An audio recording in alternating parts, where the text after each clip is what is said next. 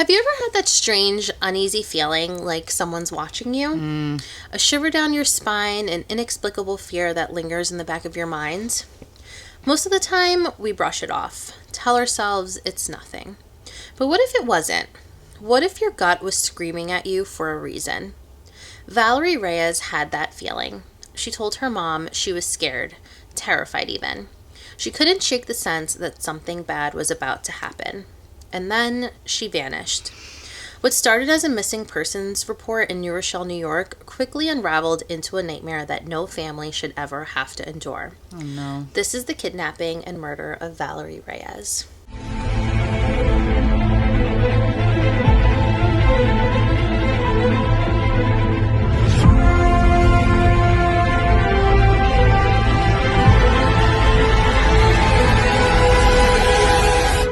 What's up, guys? Welcome to Crime Snob Podcast, where every Monday we dive into some of the most twisted local true crime stories. My name is Sandra Goriello. And I'm Alice. And if you are a self-proclaimed crime snob like us, then you are in the right place. That's right. Today, we are telling the story of Valerie Reyes. It was a quiet Monday night on January 28th, 2019, and 24-year-old Valerie Reyes was winding down after a long day.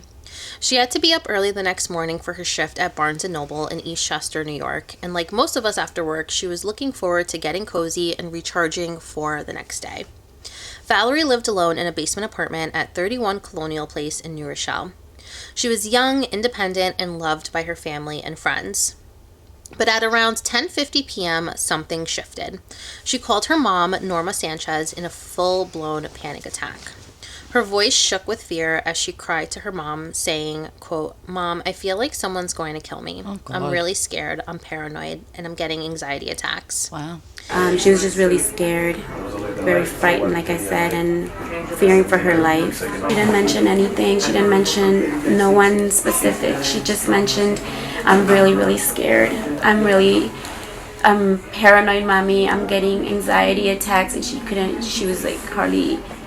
she could having a hard time talking, and I would tell her, "Calm down." Now, Valerie had struggled with anxiety, panic attacks, and bouts of depression before, but this was different. Her mom could hear it in her voice. Just the day before, they'd spent Sunday together, and everything seemed totally normal, happy even. You see, for Valerie, every Sunday was reserved for family time. She loved hanging out with her mom, who she looked at as one of her best friends, her dad, and her brothers. They would spend their time playing board games or going to the park, eating together, and just enjoying each other's company. It was Valerie's favorite day of the week. Okay. Norma tried to calm her daughter down, gently asking if maybe her recent breakup was triggering her anxiety. When did they break up? I think literally the past week before. Okay. Her and her boyfriend had broken up. That's fair.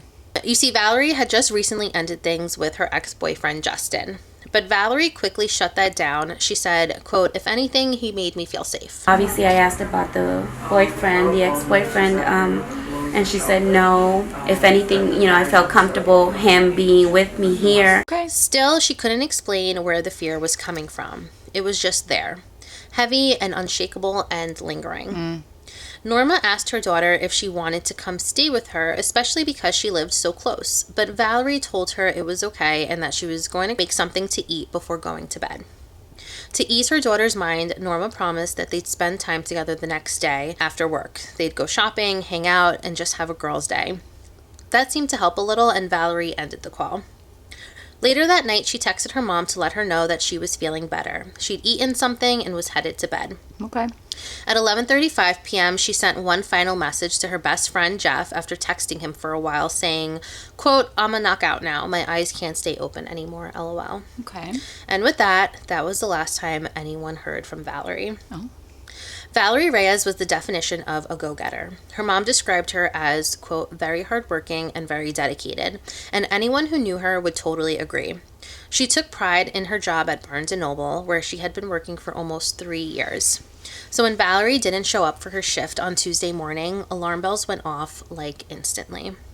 And it wasn't just work that she missed. Valerie also skipped out on the shopping day that she had planned with her mom. And that's when things started to feel really off. I hate that. I know.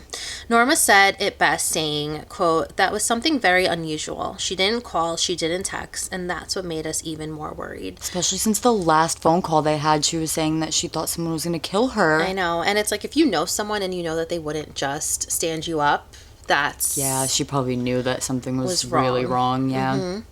At first, Norma tried to stay calm. After all, Valerie had sounded really anxious the night before, so maybe she just needed a day to decompress. But when 2 full days went by with no word from her daughter, and they found out she had also missed a second day of work, that gut feeling, it turned into pure panic. Oh, God. Valerie wasn't the type to flake, especially not without a heads up. She was dependable and responsible. And that's what made it so scary. Everyone who loved Valerie knew this wasn't just her being distant. Something was seriously wrong. All calls to Valerie's phone were going straight to voicemail, and all texts were going unanswered.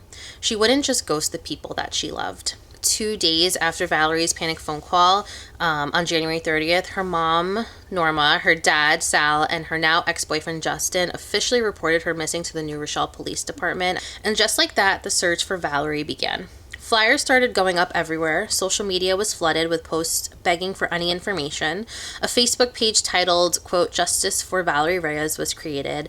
And there was even a Reddit thread that I found that was started by a friend trying to spread the word and begging for any information. So people were worried. Yeah. Police got to work fast, and they started by checking out Valerie's apartment. At first glance, nothing looked off. No broken windows, no kicked-in doors, no signs of a struggle. But then they noticed the small things, like tiny specks of blood on her pillowcases, 2 on the bathroom floor, and even a speck on the toilet. Specks, though? Specks. 'Kay. So, like, nothing dramatic, but just enough to kind of raise an eyebrow. Sure.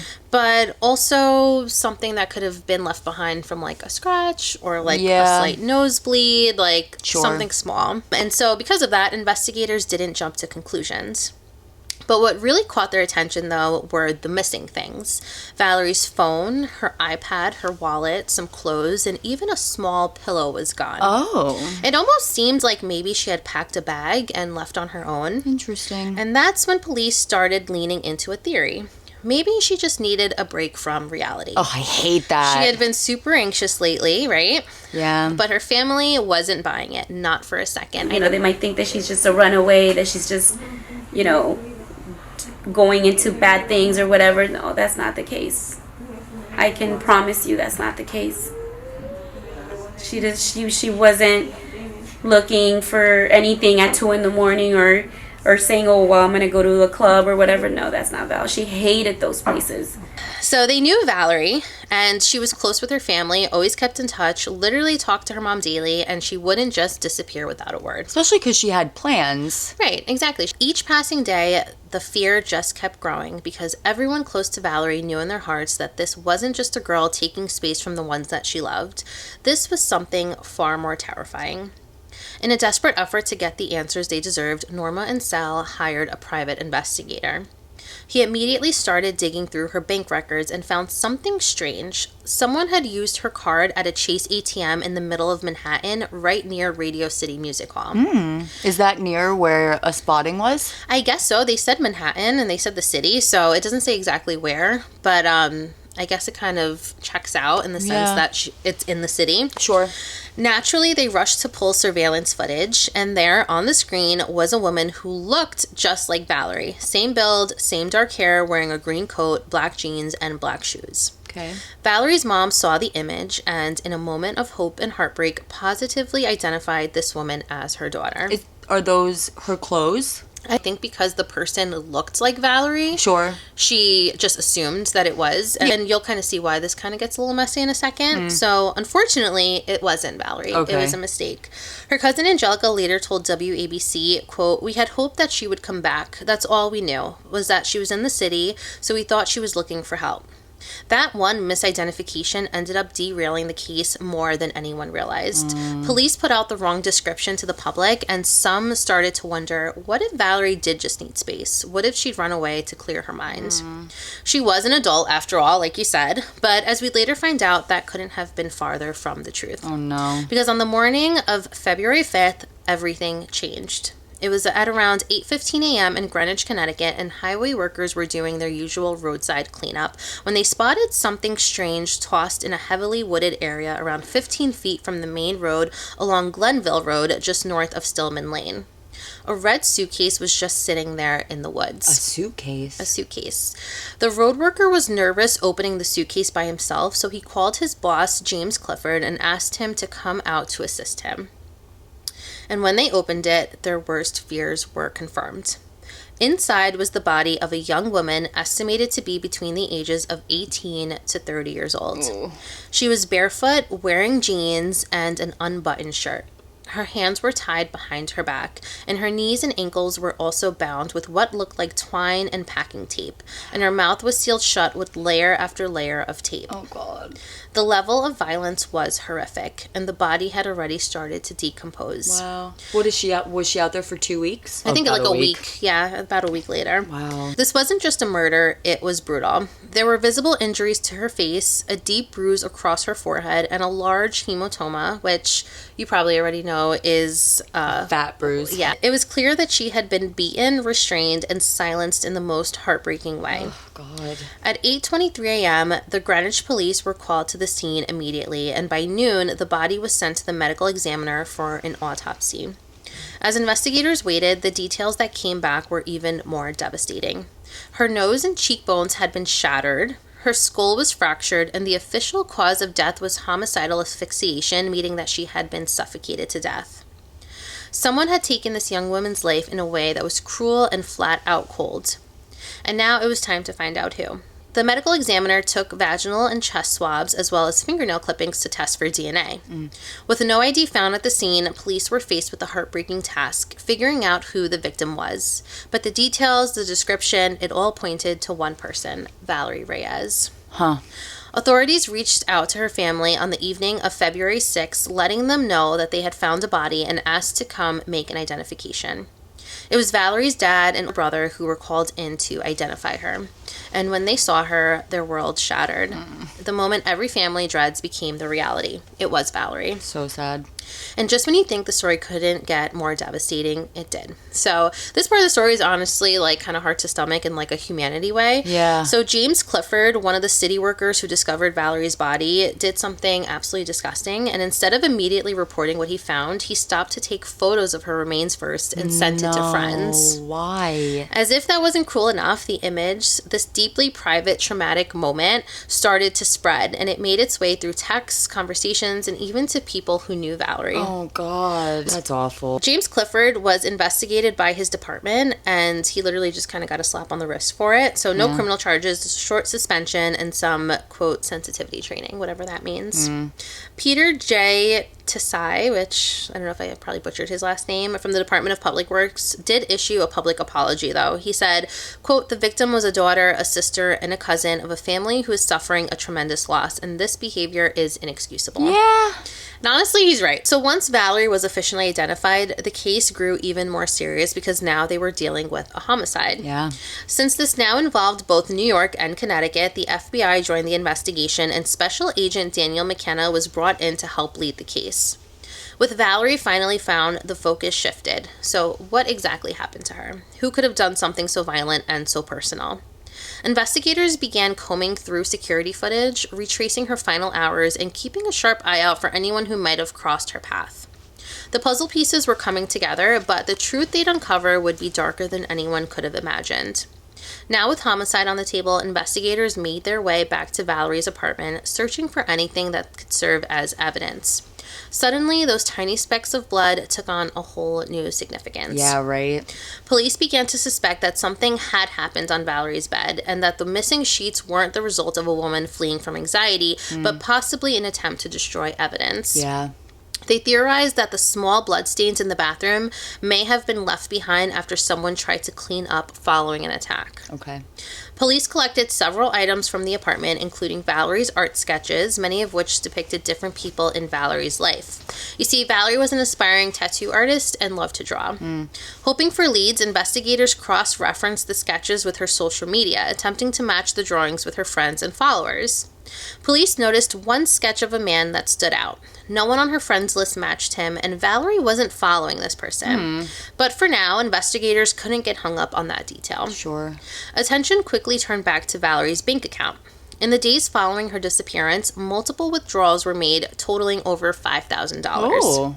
Someone was using her debit card, with the first transaction occurring on January 29th at around 5 a.m. at a Chase Bank ATM just 5 minutes from her apartment in New Rochelle, where $1,000 was taken out. Can't they look at that security footage? Yeah, so I think it takes a little bit for them to actually get the footage. So lame. But they do request it. Okay. The next day, January 30th, the same day Valerie was reported missing, another $1,000 was taken out, this time from an ATM in Midtown Manhattan.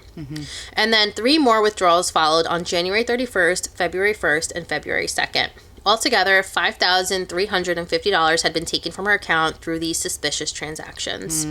Detectives finally got access to surveillance footage, and what they saw sent chills down their spines.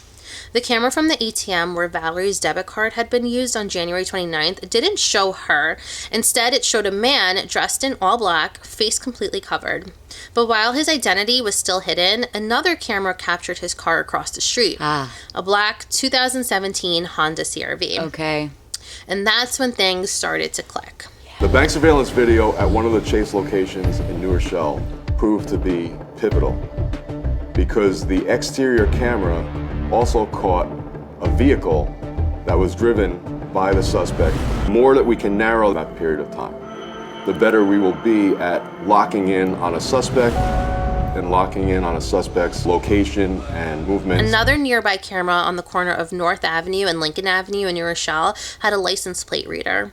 Investigators were able to run the plate and traced it back to a rental car company in Brooklyn. Wow, okay. Now here's the twist. This wasn't your typical rental car place. So this was a car sharing app which was totally digital. Oh. So users would upload their license and boom, they get 24/7 access to cars in local garages. Okay. No human interaction needed, super convenient, but also super dangerous in the wrong hands. Yeah, I've heard of this. Yeah, I didn't know that this was a thing until Yeah. this. That's actually so interesting. Yeah. On February 9th, police reached out to the app company, and the name on the rental agreement, 24-year-old Javier Enrique de Silva Rojas. Fortunately for us, the zip car had information and we were able to piece together travels through tolls and toll plazas. A review of the rental car agency surveillance images showed Javier de Silva picking up the rental car January 28th, just before 11 p.m., and then returning that rental car January 29th in the mid-afternoon hours. So, who exactly was Javier? Yeah, how did he know her? So, born in Portugal and raised in Venezuela, Javier held dual citizenship in both countries. Okay. He came to the U.S. in May 2017 through the Visa Waiver Program, which basically lets you stay for up to 90 days in the U.S. without a visa.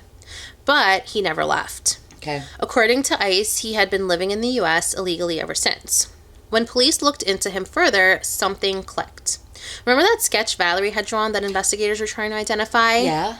Bingo, that was a match. Wow. Then, a quick scroll through social media revealed a selfie of him and Valerie posing together in a Mount Vernon CVS back in February 2018. Interesting. Turns out Javier wasn't a stranger. He was an ex. Valerie and Javier had met online, and for a few months, things were okay. But according to her friends and family, Valerie quickly realized Javier was way more into her than she was into him. Scary. Like, way more. She started noticing red flags. He was intense and possessive and emotionally manipulative. When she tried to break things off, Javier pulled a desperate guilt trip move, and he told her his mother was dying of cancer back in Venezuela. Okay. He said he couldn't even go see her because of his undocumented status, and it was a manipulative attempt to get her to stay, which worked for a short while. But eventually, Valerie stood her ground, and after she broke things off with him, she learned the truth. The story about his mom was a complete lie. So weird. I know, like, what psychopath lies about your mother having cancer? Yeah.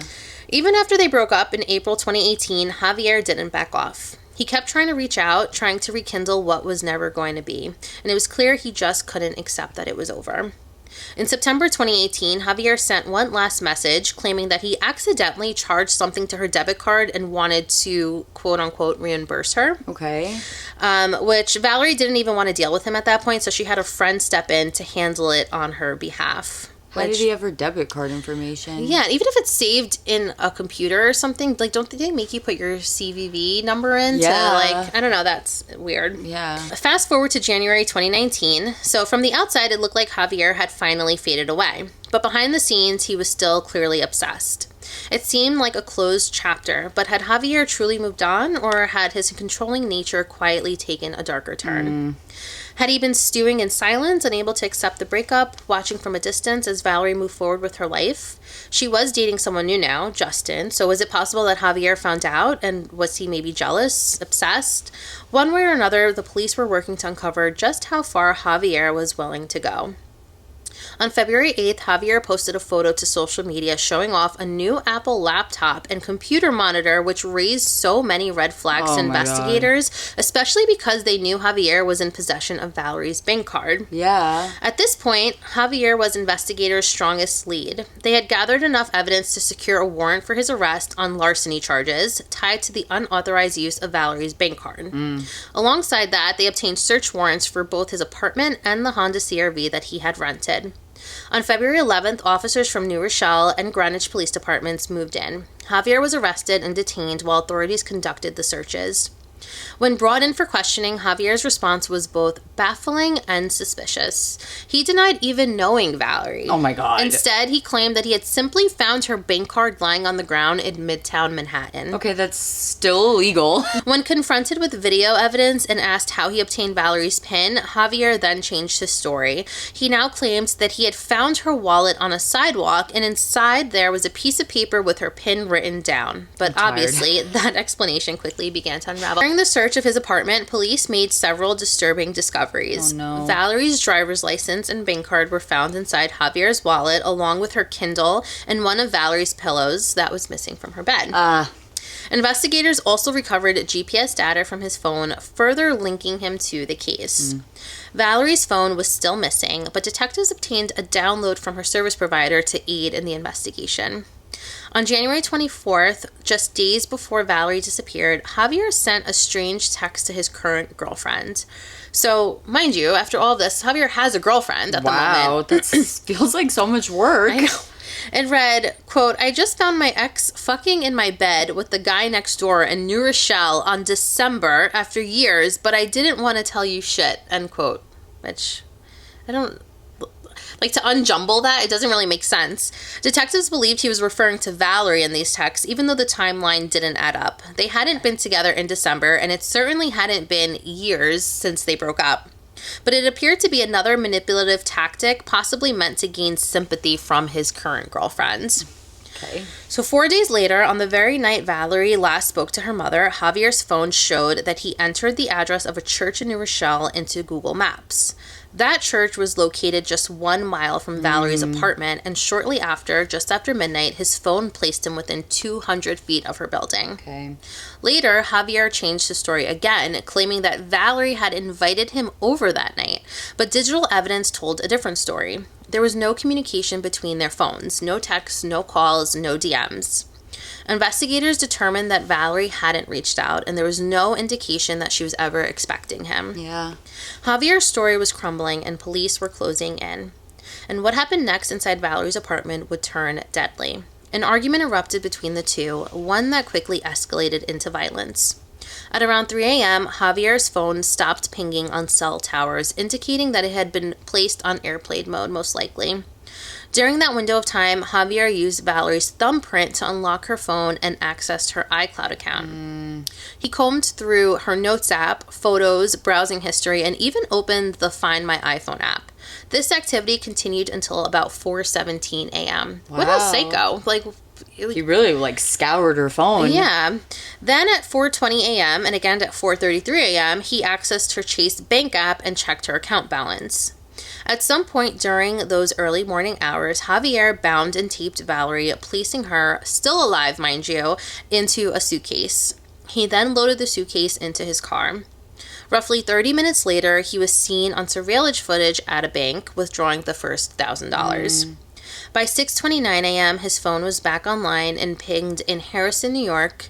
5 minutes later, it pinged in Darien, Connecticut, and at 7:11 a.m., he once again accessed Valerie's phone, opening various apps. By 7:24 a.m., his phone pinged in Greenwich, Connecticut, the location where Valerie's body would later be discovered. By 8:06 a.m., Javier's phone showed him heading back toward home. It pinged in Scarsdale and New Rochelle by 8:27 a.m. and then finally in Queens at 9:11 a.m. Surveillance footage then shows Javier back home by 9:43 a.m., but this time wearing different clothes. He was no longer wearing his black hoodie and black pants. He was now wearing a long coat and holding a duffel bag. He's then seen entering his apartment and then leaving minutes later without it. The digital breadcrumbs painted a damning and heartbreaking timeline, and they would be crucial in building the case against him. On February 6th, the day after Valerie's body was discovered, police found Javier had rented the same Honda CR-V and took it to a car wash in the Bronx, clearly trying to scrub away any DNA evidence. Javier de Silva had again rented that same rental car. Javier had paid for the car to be washed and detailed. A lot of the primary evidence would have been removed as a result of that process. The very next day, on February 7th, he traded Valerie's iPad online for an Apple laptop and monitor, telling his roommate that he had simply found it. You found a laptop and a monitor? Where did you find this? with the packaging and everything. Even when confronted with a mountain of evidence, Javier continued to deny any involvement in Valerie's murder. He says he finds things a lot, because now I'm thinking about it, he also said that he found the wallet, and now you're finding a whole laptop. Like, I can't believe he traded her iPad, and that's insane. I know. Even when confronted with the amount of evidence, Javier continued to deny any involvement in Valerie's murder. But he did finally admit to dating her, although he insisted that he hadn't seen her since early 2018 and claimed that they ended things on good terms. But that story didn't hold up long. When investigators presented text messages, phone data showing his location near Valerie's apartment, and his presence in both New Rochelle and Greenwich, he yet again shifted his story. He admitted to renting the Honda, but claimed he had been drinking and blacked out, saying that he didn't remember anything. While he was driving? While he was driving. He's just driving drunk, apparently. Okay. But then came the moment that broke through his lies. Investigators showed him graphic photos of Valerie's lifeless body, and they told him that his DNA had been found in several places. On a vaginal swab, on her chest, and underneath her fingernails. But that was a lie, right? Proof that Valerie had fought back. No, I think that's actually true. Oh, okay. His DNA was also found on the suitcase handle. And at that point, Javier cracked. He admitted that he was with Valerie on the night of January 28th, claiming her death was a, quote, accident. He said that they were having sex and, quote, fell off the bed during a rough moment. He claimed that she hit her head and that he tried to help her, attempting CPR. Okay. But when asked if she was bleeding, his only reply was a tearful, quote, "I'm a bad person. I did something wrong. I didn't call the police because I thought they would blame me." This is the part that actually kills me, because it's like, you are saying that this is an accident, but then he admitted to tying her up, saying it was because she didn't fit into the suitcase.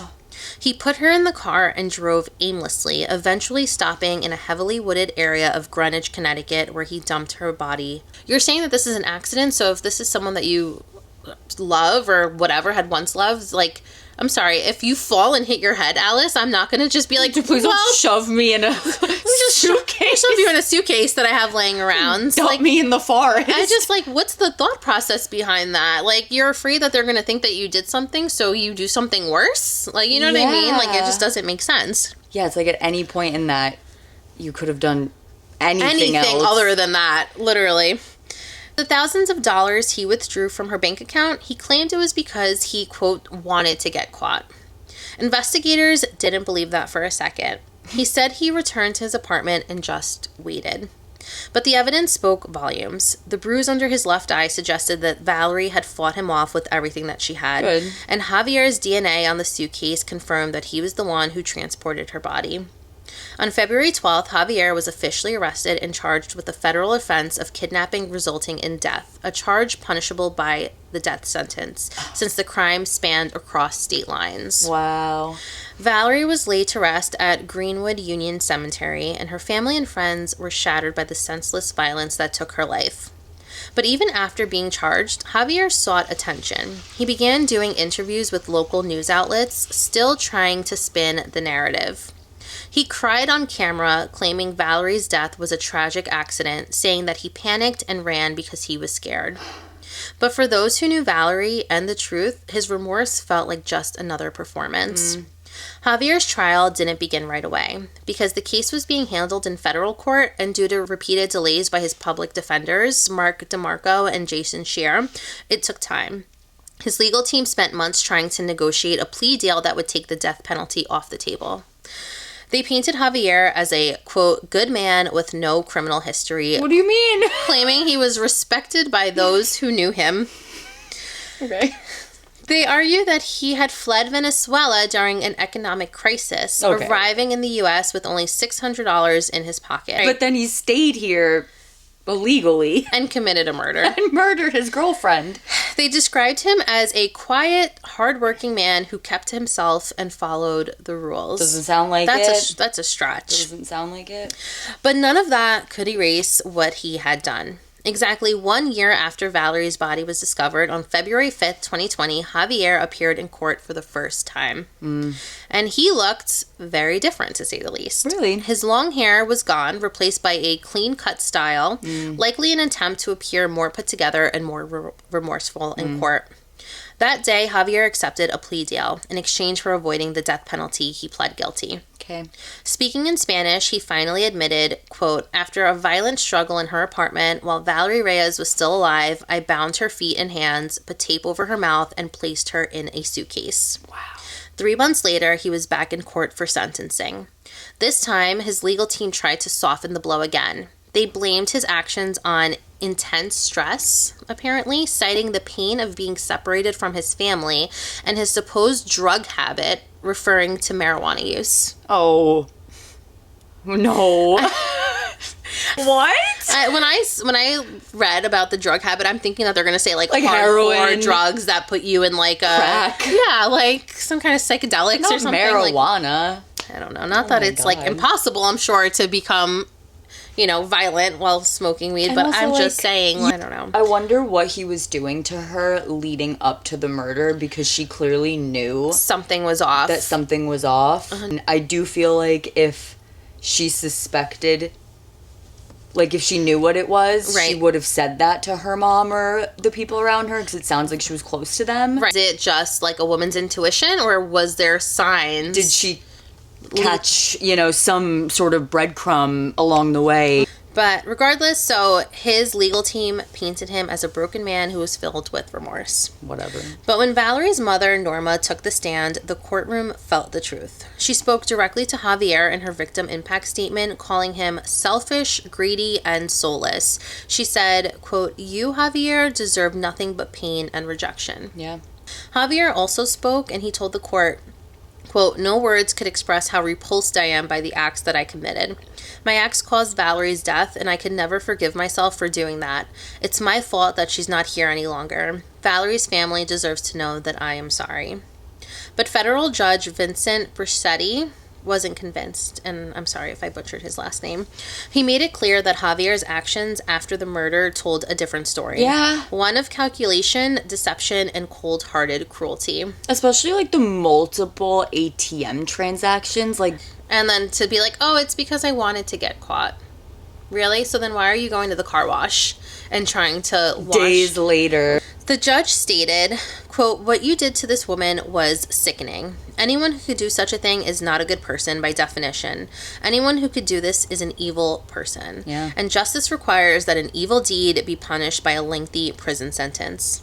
Javier was sentenced to 30 years in federal prison, followed by 2 years of supervised release. He will be 55 years old when he's eligible for release. And once his sentence is complete, immigration officials confirm that he will be deported. Judge Brisetti left the courtroom I wonder if I'm saying that right. Briccetti? Bricetti? That sounds right to me. Left the courtroom with a final gut-wrenching reminder saying, quote, "Your family can still visit you in prison. Valerie's family will never have that chance." So fucked up. Valerie Reyes was a bright, loving young woman with her whole life ahead of her. Her death was not just a tragedy, it was a brutal act of betrayal at the hands of someone who once said that he cared for her. Her story is heartbreaking, but it is also powerful. It reminds us of the importance of listening to our instincts, setting boundaries, and never ignoring red flags.